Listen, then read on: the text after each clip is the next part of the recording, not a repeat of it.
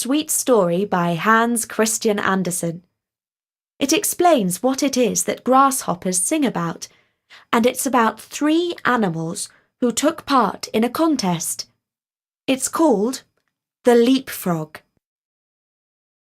A flea, a grasshopper, and a leapfrog once wanted to see who could jump highest, and they invited the whole world, and everybody else besides, to come to see their jumping festival. The judge was to be the king himself, no less. "I will give my daughter's hand in marriage to him who jumps highest," exclaimed the king. "For a competition without a prize would not be so amusing." After the king's announcement, the 3 jumpers were more keen than ever to make the right sort of impression on the world, and each wished to show that he was the fit and proper one to marry the princess. The flea was the first to step forward. He had exquisite manners and bowed to the company on all sides, for he had noble blood. He was, moreover, accustomed to live close to human beings, and that makes a great difference. Then came the grasshopper. He was considerably heavier, but he was well-mannered and wore a green uniform which he had by right of birth. He said, moreover, that he belonged to a very ancient Egyptian family. The fact was, he had just been brought out of the fields and put in a cardboard box. "I sing so well," he said, "that 16 native grasshoppers grew thin from sheer envy when they heard me."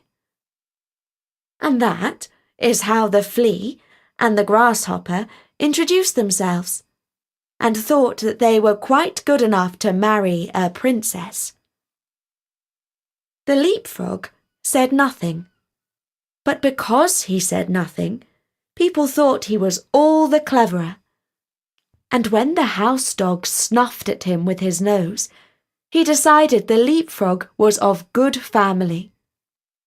The king's old counsellor asserted that the leapfrog was a prophet, for when the weather was about to turn warmer, his skin would turn a brighter colour. "As to which of these 3 fine specimens is the most fitting to marry my daughter, I say nothing," exclaimed the king. "But I have my own opinion none the less." It was time for the contest to begin. The flea jumped so high that nobody could see where he went to, so they all said he had not jumped at all, and that he had cheated. The grasshopper jumped only half as high, but he leaped into the king's face, and that was ill-mannered. The leapfrog stood still for a long time, lost in thought. People began to think that he would not jump at all. "I only hope he is not unwell," said the house dog. When, pop! He made a jump into the lap of the princess, who was sitting on a little golden stool close by. At this, the king said, "There is nothing above my daughter. Therefore, nobody should jump higher than her. But for this, one must possess understanding, and the leapfrog has shown that he has understanding. He is brave and intellectual." And by the decision of the king, the leapfrog won the princess. The other contestants tried not to show their disappointment, though in truth they both felt it keenly. "It's all the same to me," said the flea. The princess may have the old leapfrog for all I care. I jumped the highest, but in this world merit seldom meets its reward. Looks is what people appreciate nowadays. The flea then went to serve abroad in the army, where, it is said, he was killed.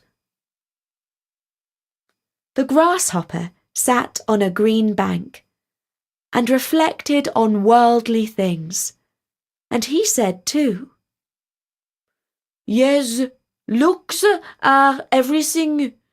A fine appearance is what the people care about.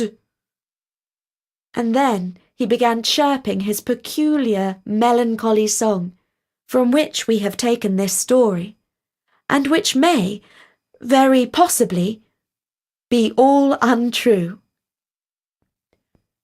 And that was the story of The Leapfrog by Hans Christian Andersen. I do hope that you enjoyed it. And Bertie says that it only goes to show that frogs truly do make good matches for princesses. And don't forget, there are loads more stories at storynori.com.